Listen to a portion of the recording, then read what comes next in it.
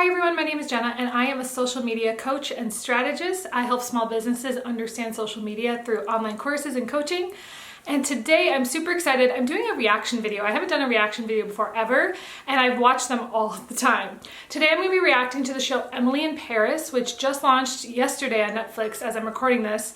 Basically, this show is all about marketing, and that's what I do for a living. So I thought I would react to the scenes where they talk about marketing. So I haven't been as much of a agency marketing person. I've mostly worked with small businesses as a marketing director in kind of more of the business side of business. And so, but I also have experience in influencer marketing. I have a pretty large social media account in my hometown, which has gotten me to a ton of influencer events. So I have some experience on that side as well. So I thought I would have a really good perspective to be able to react to this show, because Emily on the show is both a new influencer as well as have a master's in marketing. So she obviously knows what she's doing, but there's definitely some things I've noticed that I was like, I don't think that's actually super realistic. So let's just get to the clips and we'll react. You have something to learn from us, but I'm not sure if we have much to learn from you.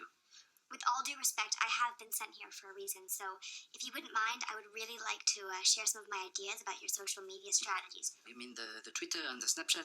Yes, and the Instagram. By all means. To build a brand, you must create meaningful social media engagement. May I ask who is responsible for your social media here? Patricia. Makes sense. Anyway, it's not just about the number of followers. It's about content, trust, interest, and engagement. Excuse me, but the French are masters of social media. True. But Americans invented it, which is why I hope... Okay, I wanted to talk about this. So she mentioned something where it was all about engagement and not about the followers, and I agree with this.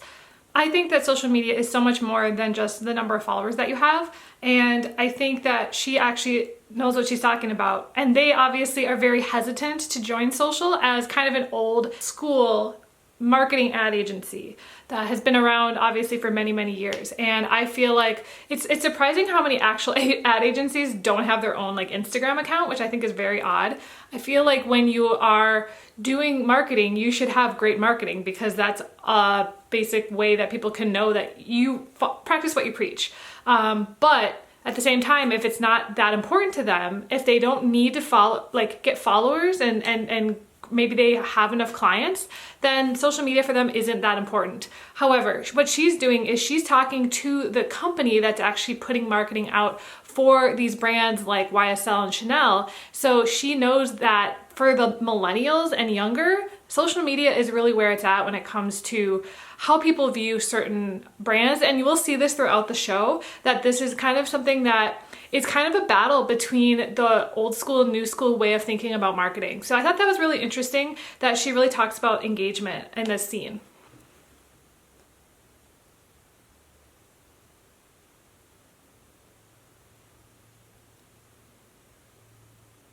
Okay, this is the one part of this show that I just did not get. First of all, she started with 48 followers.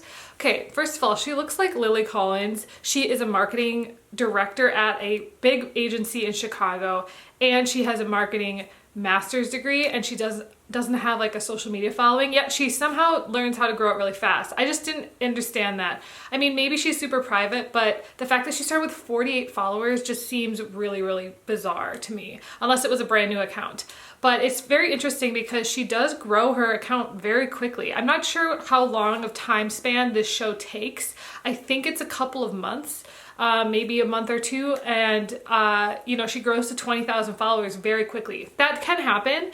I wouldn't say all the posts that she's doing probably would garner 20,000 followers in just a couple months, but again, you know, the show, you never know. And I just think it's odd that she starts at 48 followers. That just seems very low to me, especially for someone who seems to be an expert in social media marketing. I don't know any social media marketing managers who have a private or small Instagram, just because that's what they do for a living. So I just found this odd. And you'll see throughout the show that her social media grows, and that's, I think it's in episode 5, which is the one I really want to talk about, where she goes to that influencer event, and within 5 episodes she's at 20,000. I was like, just seems a little sus to me. Your ideas, they are more new. Maybe they are better. Now you are here, and maybe we feel we have to work harder, make more money. It's a balance. It's exactly a balance. And I think the Americans have the wrong balance. You live to work. We work to live. Okay, this scene I really liked it a lot. I thought it was very true that a lot of Americans really do. I mean, I like my work, that's why I do it, but I'm not gonna say social media marketing is like the best thing in my life. It is what I like to do the most for work. Yes, it's good to make money, but what you say is success, I say is punishment. But I enjoy work and accomplishment. It makes me happy.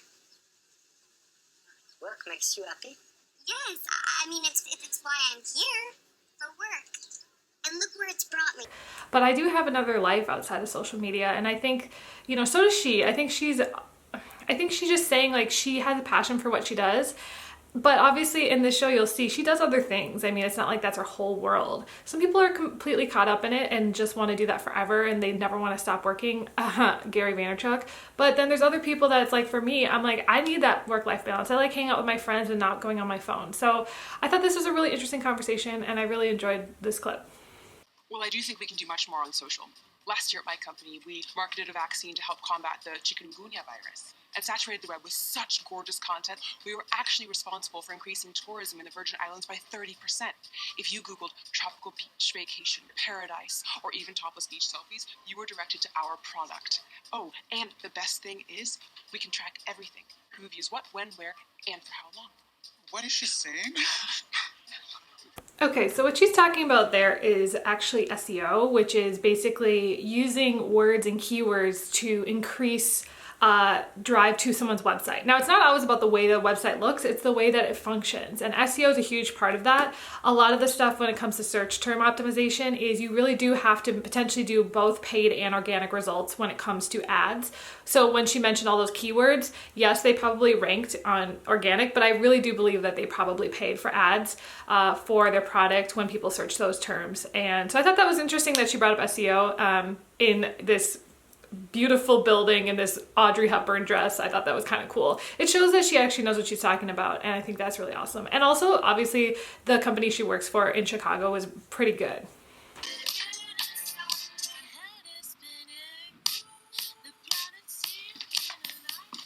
Bonjour.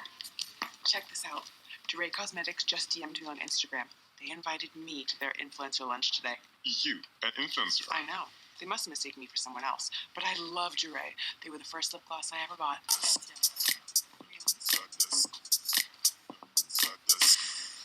Bonjour. I'm Emma. Oh, Hi, mon amour. Ça va? Wow, what a cute dog. I love Goldens. Well, you should follow him. He's Kashmir Good Boy on Instagram, and he just hit 100,000 followers. Thank you, my love. Do you have one for Kashmir? but of course. Yeah, you know he gets jealous. Okay, this was the scene that really made me want to make this video because I thought it was extremely true. You know, I've been invited to events specifically from Instagram before, and a lot of the times the team that's working there doesn't know who you are, but you can see in this clip that this guy obviously knew the woman with the dog. Usually, you know, things happen in your local area where people just know each other from past events, and they just, you know, they also maybe know the big influencers, so they treat them differently. I'll be honest, I mean, I've seen tons of videos on YouTube where people are treated differently based off of the number of followers they have, and I think it actually does happen in real life. I think that it's something that once you hit a certain number, people just treat you differently, and I think this is something I've seen firsthand where all of a sudden someone thinks they're a big deal or, you know, that kind of thing. But yeah, I think that there is kind of this weird perception of influencers depending on how many followers they have. Name. Bonjour. I'm Emily in Paris, and I was invited on Instagram. Everyone was. Oh, can I get a big one like Kashmir? Oh, let me check. Not enough followers. So now, please integrate the product in your social media content. We expect a minimum of 5 posts. Where is your tiny reach? Make it 10. Oh, I'm on it. I'll give you quantity. I'm excited to talk about the next clip because I think it's really interesting, but you'll see in this one that he talked about how they must have a minimum of posts. This is so true when you go to certain events. Usually they assume that you're going to take photos and videos at the event. Usually it's not required, but it seems like in this case it is. In order to get the swag bag was kind of the deal. Like you basically work for free in exchange for products. This is super common when it comes to especially newer influencers. A lot of the times they don't get paid. I think once you hit a certain point, you usually are paid for this kind of thing because you're creating content that's, you know, worth your time. And a lot of the times products over time isn't worth your time. I mean, even if this is a fun event, most bigger influencers end up asking for compensation, especially if it's not at an event. If it's like at home, they definitely usually charge for that once you hit a certain threshold of followers and engagement because, you know, it's marketing. It's really straight up marketing, and usually you pay for marketing if you're hiring a firm or you're hiring an agency. So influencer marketing has definitely shifted over the years. I do think that it is an actual career for a lot of people, and so once you hit a certain point, it's a little bit degrading to not get compensated. So it's very interesting. I am not at the level where I feel like I ask for compensation much, just because my followers are following me not for me being an influencer, but for education. So I don't always feel like I feel good charging for people to, I don't know, I'm just not as into the influencer marketing world. I do love the perks of going to events. Like that's the one thing I loved about being an influencer before the pandemic was I absolutely love getting invited to events, but I'm not the kind of person that I just don't feel comfortable charging for stuff. It's just not me. And, you know, I'll go to events if I get invited, but I'm not seeking them out. And it's just something that's, every influencer is different and everyone has different intentions when they launch their career on social media. Be sharing this season's incredible product range with such global tastemakers. Enjoy lunch and please remember to tag Jure in your posts so that we can track your social media impressions. Have fun. I just tagged you. I'm Emily in Paris. Oh, don't piggyback on my brand. Vale? Adiós, gracias. So this scene was very interesting because it shows kind of what happens at an event. Usually there are a ton of cameras out. I'll be honest, I haven't seen it that insane, and not a lot of people use selfie sticks, I'll be honest. You know, it's interesting because most of the time it's always on Instagram stories, not posts. Nowadays, most posts when they were talking about that kind of thing. Perdona? She only has 20,000 followers. I have 2 million. Also, the girl, when she talked about having 2 million followers and was totally entitled, yes, that happens as well. Certain people just expect high, you know, rankings and really good stuff, and it just sucks when that turns into you being this way. Oh, we don't anymore. Agencies are overpriced and antiquated. Now we prefer to use influencers like you. The future of marketing. Well, I actually have a master's in marketing. And I think that I could do much more for you than this. Really? Such a... So this clip is interesting because she's talking about the difference between influencer marketing and marketing agencies. Now, honestly, there's a huge difference in terms of what it each is for, but I guess the end result is really what she wants. She thinks that there are better results when it comes to influencer marketing, and it's a little bit less expensive, and I agree with that. I think marketing agencies are more expensive. They're a little bit more traditional, but if you want to create like commercials and that kind of thing, you're definitely going to have to go with an agency and not as much an influencer. An influencer can create commercials for social media, but not as much for like TV. So it definitely depends on your goals and what you want to do with marketing, depending on which one you hire.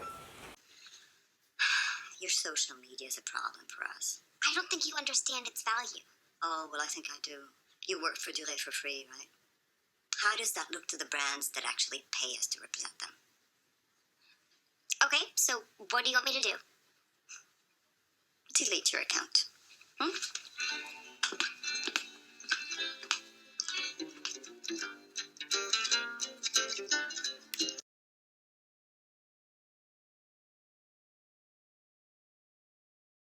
She wants you to post there first. Why me? Yeah, well, I've been asking that question ever since you arrived. I assume it's to draw a crowd and encourage others like those followers of yours to post from there too. Well, sure, but what do you want me to do about my Instagram account? Well, I guess you're an influencer now, but only for our clients. You win. We're on the same side. Okay, so this gets into things like, is it okay to have a social media account while you're working for a company? I think this is an interesting thing to think about because a lot of times, you know, they encourage people to have social media accounts, but if it ends up becoming a conflict of interest, I find it's interesting this show kind of tackles that, where you know, whether or not they're allowed to have you delete your social. It depends on the contracts that you signed when you were hired, because if you have a huge Instagram, I don't know if it's legal for your employer to ask you to delete it.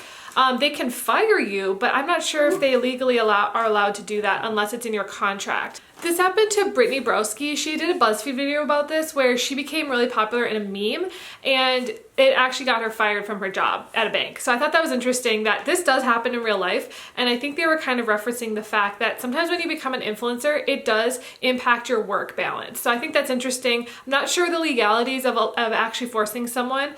A lot of times it's basically either do it or you'll be fired. So it's up to you if you want to keep your account. So I think that's very interesting. So I hope that you guys enjoyed this. I hope you learned something about marketing. It was really fun for me to watch this show with my set of eyes that, I actually knew what they were talking about when they're talking about marketing.